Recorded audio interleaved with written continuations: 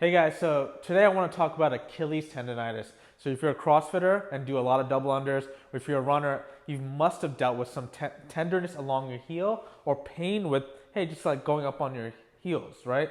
So I want to go through a few exercises, specifically 3 or 4 exercises to be able to help manage that pain and how to strengthen it. So we're going to use the same model that we use in the clinic. We're going to use, first exercise, how we're going to mobilize, increase range of motion. Second exercise, how we're going to stabilize it. And last one, how are we going to really load it so that you can get back to the things you love, whether it be CrossFit, whether it be running, all right? So first exercise, our goal is, hey, it's increase range of motion, right? So there's tons of ways to do this. My first go-to is, hey, let's release tension in your calf and in the front of your leg with a foam roller. So super simple. You're going to put a foam roller on your calf, right, like so. Put the other foot on top to give it some overpressure if you can handle it. And then you're going to rotate out to the side like so, or inward. So find a tender spot somewhere in the inside or the outside, and you can roll back and forth. So I want you to find one spot in your lower calf, find the spot, and point your ankle up and point your ankle down. You can do this 10 times.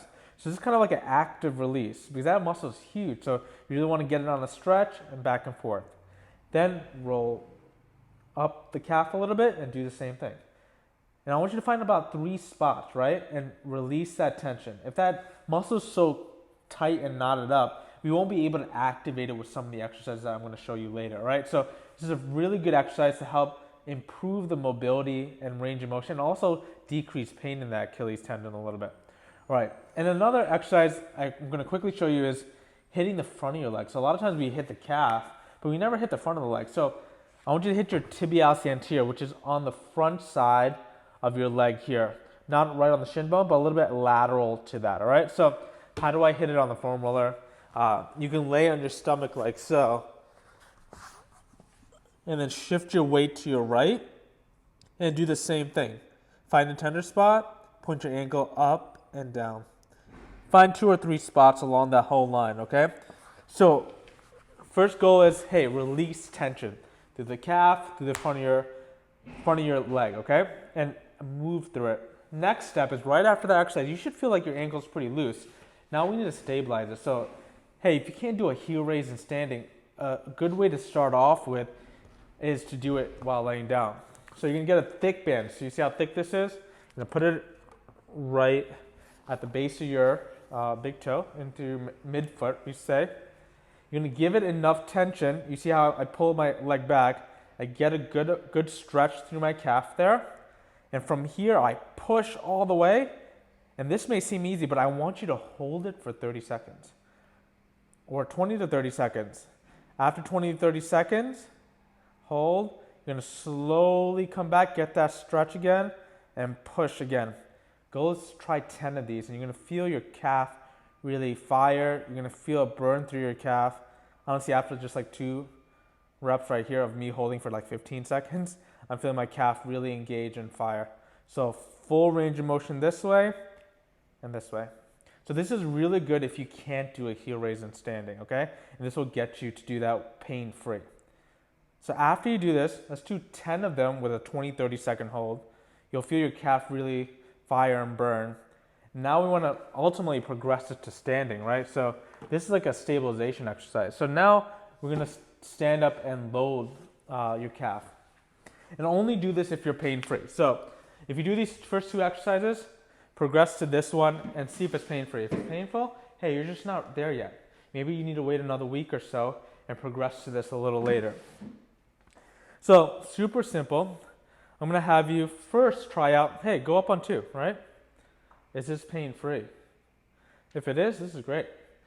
Super easy exercise to start off with. But the one I like is eccentric exercise that really works great for the calf. So which is, you're going to go up with both legs. At the very top, let go of the good leg and slowly come down with the bad leg. So go up with 2 and down with 1, really controlling it, 3-second descent. And you'll feel your calf really fire and work. The slowness is very important.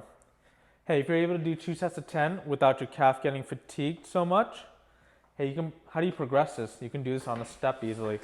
Do this on your stairs. So just get on a step. Now you're going to go through full range of motion. So you're going to go up and down all the way, get to the very, very bottom, and then go up with 2, down all the way, nice and slowly controlled. All right? So great exercise to get really good calf strength and get that tendon stronger throughout this motion, okay? And lastly, I want to give you kind of a bonus exercise. Because a lot of times our foot, Achilles tendon tears typically happen with your foot planted on the ground. So what is an exercise that you can do with your whole foot planted on the ground so you can really work on getting that range of motion back, right? So I like doing it on a step, so you can do it easily on here. So say your left foot's the Achilles that's bothering you. And the last stage, and I would only do this after your Achilles is feeling better. So hey, you've done these 3 exercises for 2 weeks, 2-3 weeks, and your Achilles is feeling stronger. I would add this one in. So goal is, hey, left foot is my injured leg. I'm gonna hold on if I need be. I'm gonna do an anterior step down like this.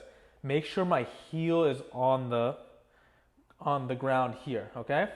If your heel comes up, that's where you stop. So you can feel a ton of quad engagement, but our goal is, can we get that ankle super mobile and strong at the very end range of motion in the closed chain position, all right?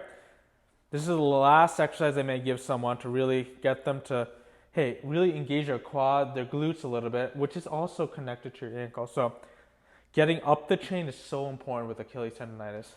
Getting your quad and glute firing as well. So you can try that out on both sides. Try to compare, see if it's even on both.